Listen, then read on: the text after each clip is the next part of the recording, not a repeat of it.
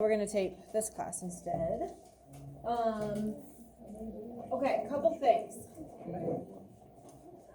Anybody still need the paper or calculator? Good. Whatever, you don't need no Chromebooks. If that's what you're going to use for a calculator, just please use a calculator. That way I know you're with me and not playing games or working on other stuff. Your papers need to have everything that I'm going to have up on the board, okay? These are your examples. Somebody last class decided to maybe not even write half of what I did, and then when they needed to show me what they had done, they had no work, right? That person now has to redo everything on their own time. It does not benefit you to work ahead. I need you hey, Kyron, you listen? I need everybody to be with me as we go through these. Even if you think, I got this, this is easy, the problems are subtly, slightly different, maybe how they word things. So I'm trying to give you a bunch of examples that you can use to help yourself as you go forward on your own later, okay? So stay with me. Another thing that is typically gonna happen is anytime we do math in here, we have it in our notes. You watch me go through problems. We do some together, and then you'll finally get to the point where you do some on your own. I check that, and then you have an assignment, right? That's kind of the progression. So we're at the stage where we're gonna do a few together today, and then you're gonna, at the very end of class, have an opportunity to work on some on your own, all right? I'm bouncing around. You need to stay with me. Do not work ahead. Is that clear? If you work ahead, there's the option that I will make you redo it anyways because you did not follow directions. Okay?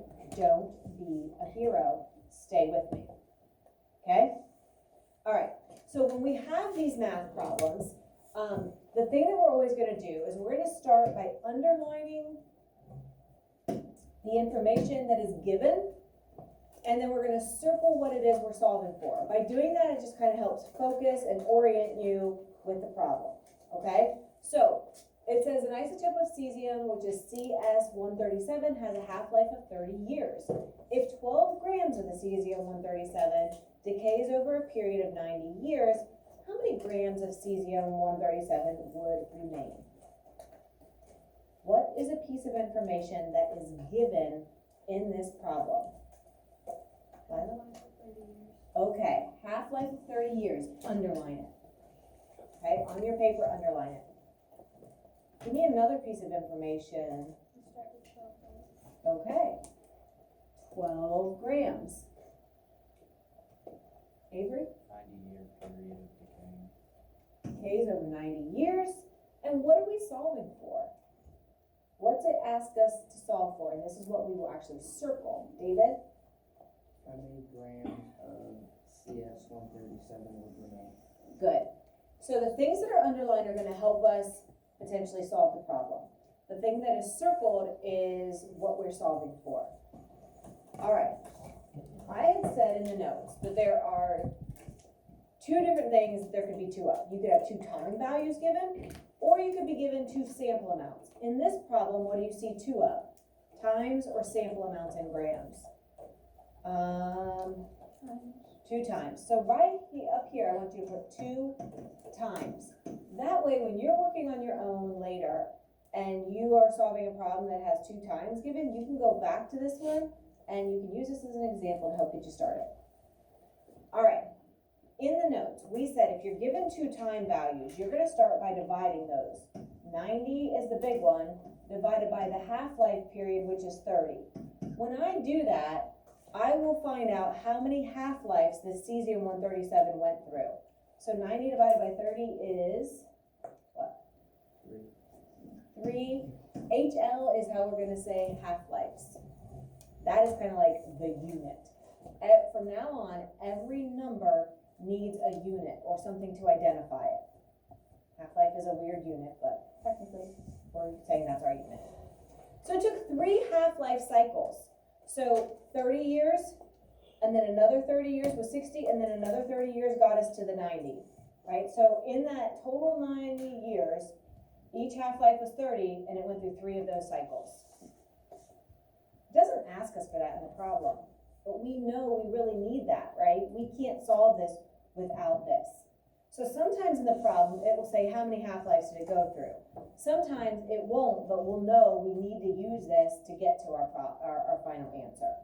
All right, so now what we do for part 2, I'm gonna switch my color here. So for part 2, I take my 12 grams. Well, half-life is cutting it in half. So I'm gonna have to cut my 12 grams in half 3 times. So not 12 divided by 3, which will give me 4. We'll see what our final answer is going to be, and it's not 4. So what is 12 divided by 2? 6. Okay, we can just shout these out. What is 6 divided by 2? 3. What is 3 divided by 2? 5. Now, why do I stop there? Any guesses?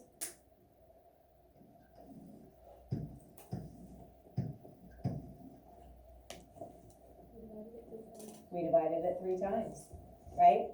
So this is when I know to stop. If I didn't know that it went through 3 half-life cycles, I wouldn't know when to stop. I would just keep dividing by 2. I don't know how long, right? So it's gonna be a total, and so we have 1.5 of the sample remaining, but what are the units gonna need to be? Grams. Good. The G for grams. So this is my final answer.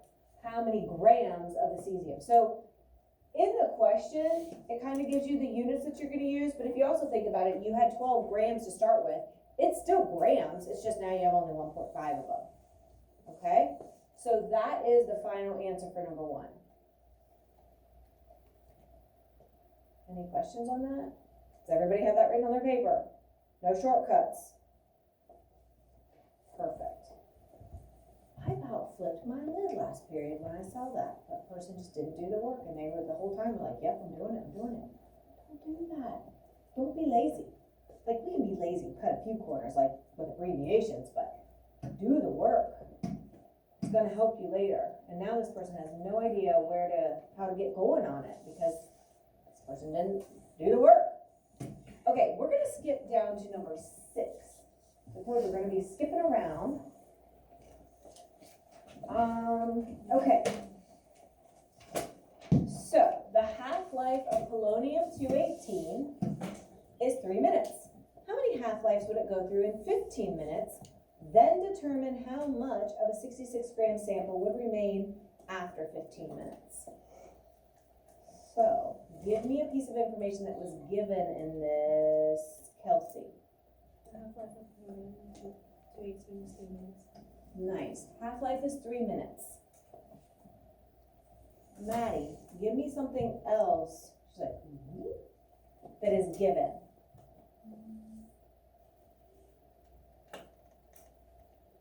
15 minutes. Yeah. So we know we have a time period of 15 minutes, and it's kind of in there both places, right? One final piece of information is given to us, Thomas. What is it? 66 grams. Nice.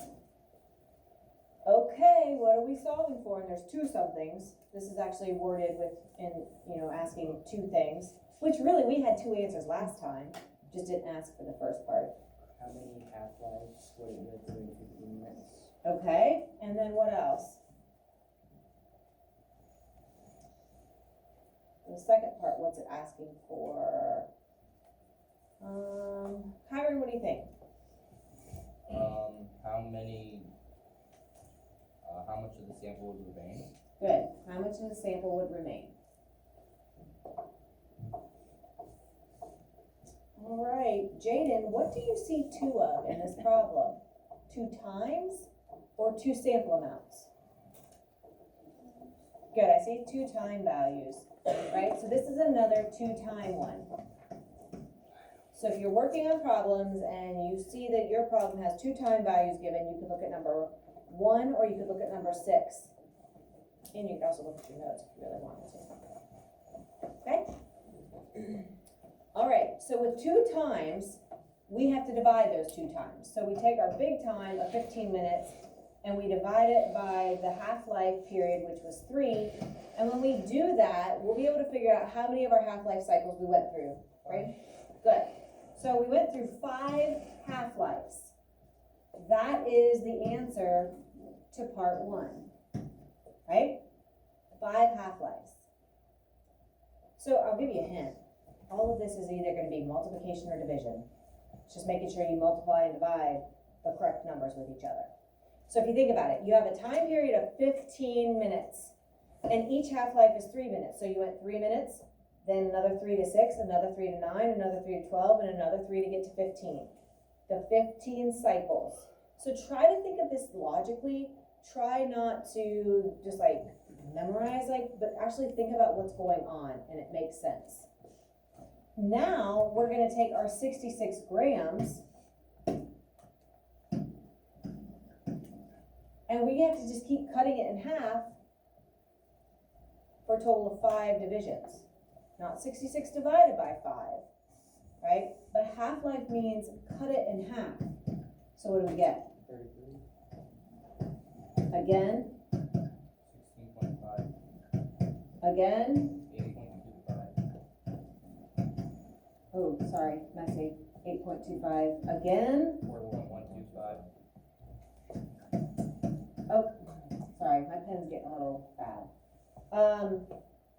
So I feel like I've divided a lot. I'm gonna check and see where I'm at. I've divided once, twice, 3 times. Okay, so I'm not quite there. I need to do one more division. So division, cutting it in one more cycle in half, and I get what? 2.0625. Here's the thing. If we are doing a lab, I will tell you how to round. If we're doing practice papers, I don't care.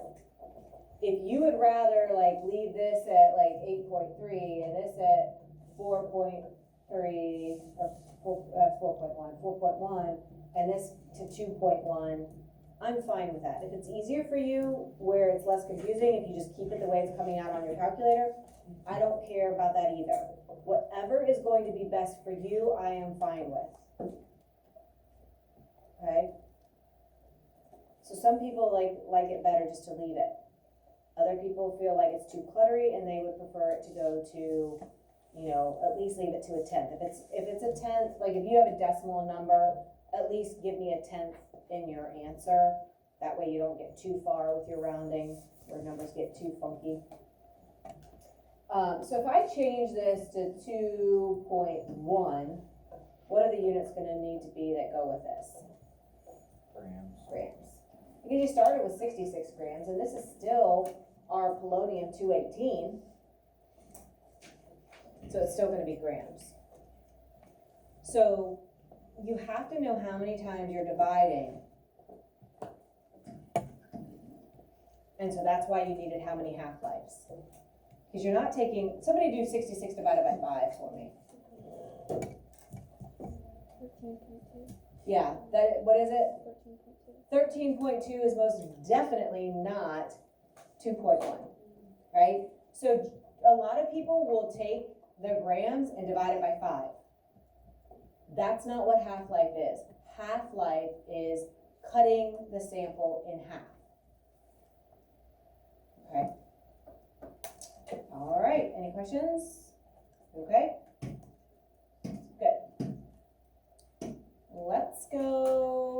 Let's do number 7.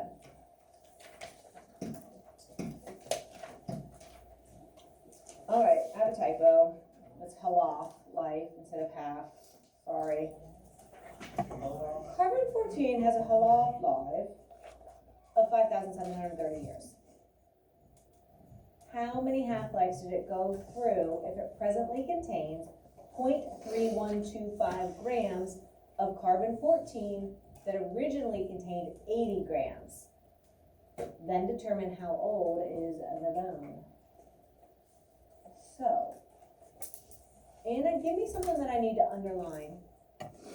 What is a piece of information given to us? Carbon-14 has a half-life of 1,730 grams. Yep. Gary, what else can I underline? 80 grams. Yep, it's originally contained 80 grams. Caleb, what else can I underline?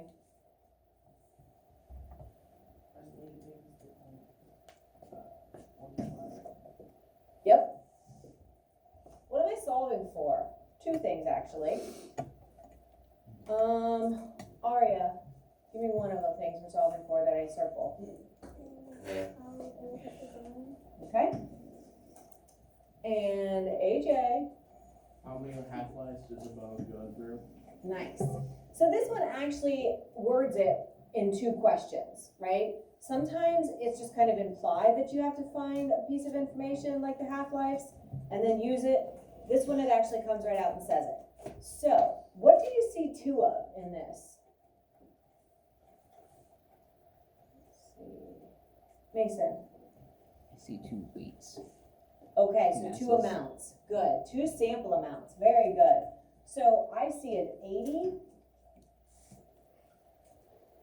and I see a 0.312. Two samples. This is our first example on this paper of that, right? Two sample amounts. So when you have two samples, this is the first step. You have to go from the big sample down to the small sample. That means you have to cut this in half until you reach that as an answer.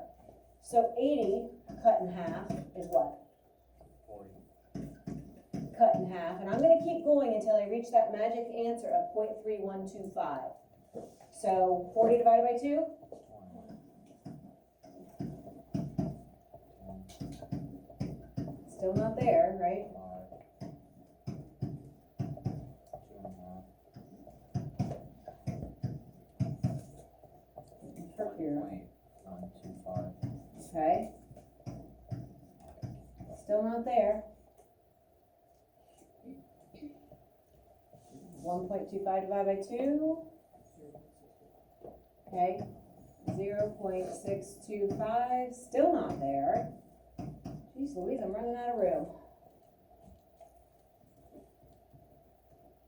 Did you get it, Ally? Yeah. Okay, is it? Okay. We finally get to the 0.3125 grams. Whew. So getting to the 0.3125 is not the answer. What is the answer is, I went through 1, 2, 3, 4, 5, 6, 7, 8. Every time I see a dividing by 2, I add another half-life, right? 8 of those cycles. Yowzers. Right? Went through 8 of those. And that's part 1, right?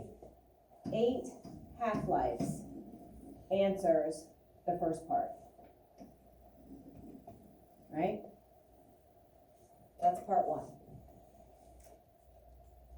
Now, part 2. How old is the bone? Well, we've used the 80 and we've used the 0.312. What we haven't used is the 5,730. So how can we figure this out? We're probably going to need to use that last bit of information, right? So if we went through 8 of these cycles, really, what's each cycle or what's each half-life? Avery? Each half-life is 2, so Each half-life is what? 5,730. So how can I do that? How can I figure out how old the bone is after those 8 half-life cycles have gone by? Sarah? Good. So if I take my half-life cycle of 5,730 years and I multiply that by my 8 half-lives that it went through, what do you get? 45,840. And what would be my units? What were the units for the 5,730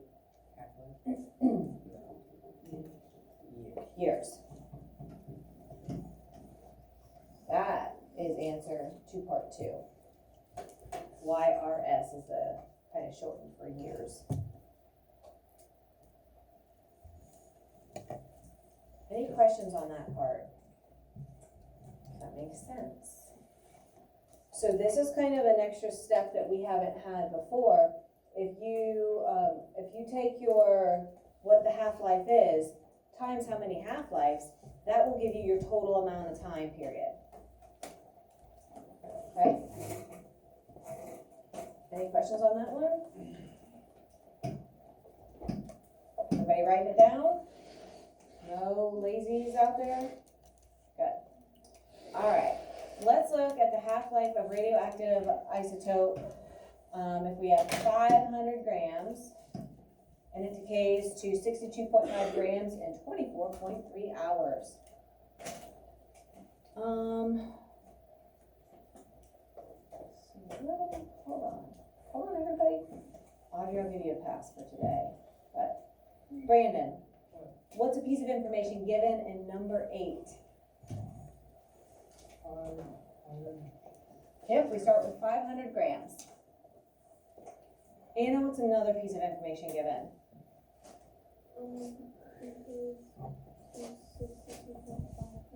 Yep. And Allie, what's a third? 24.3 hours. Alright, and what's it asking us to solve for here, Lila? Okay, what is the half-life? So we don't know. What do you see 2 of? Clayton, what do you see 2 of in this problem? 2 times or 2 samples? Samples. Okay, so this is another 2 sampler. Perfect. Alright, so with 2 samples, you take the big one and you cut it in half until you get to the small one, just like we did last problem. So 500 cut in half takes to 250 divided in half, and what's that give us? 125. Okay, and then we cut that in half because we're still not to our 62.5.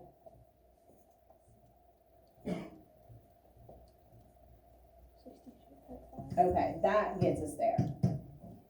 Alright, so I started at 500 and I ended at 62.5, which is what matches our problem. It doesn't ask for this, but it went through 3 half-lives, right? And we need that to answer what the half-life actually is.